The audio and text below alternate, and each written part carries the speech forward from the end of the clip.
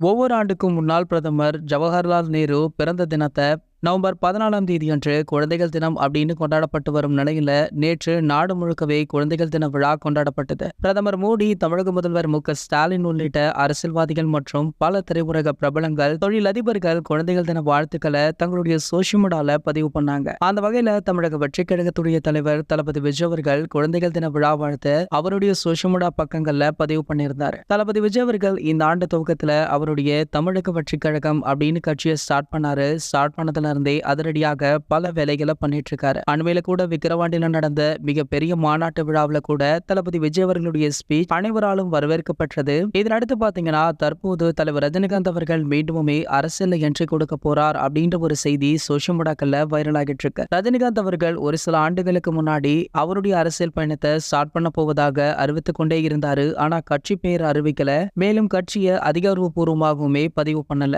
அப்படியே ஒரு சில நாட்கள் போச்சு. கடைசியில பாத்தீங்கன்னா அவருடைய உடல்நிலை சரியில்லாத காரணத்தினால தான் கட்சி அறிவிக்க போவதில்லை அப்படின்னு அதுல இருந்து விலகிட்டாரு. தற்போது பாத்தீங்கன்னா மீண்டும் கட்சி அறிவிக்க போவதாக ஒரு செய்தி வைரல் ஆகிட்டு இருக்கு. இந்த தகவல் தற்போது சோஷியல் மீடியாக்கள்ல காட்டுத்தீ போல பரவிட்டு இருக்கு. இது போன்ற தலைவரை பற்றி வெளியாகிற அனைத்து செய்திகளுமே நீங்கள் உடனே தெரிஞ்சுக்க நம்மளுடைய தலைவர் அப்படின்னு நம்ம சேனலை சப்ஸ்கிரைப் பண்ணிக்கோங்க.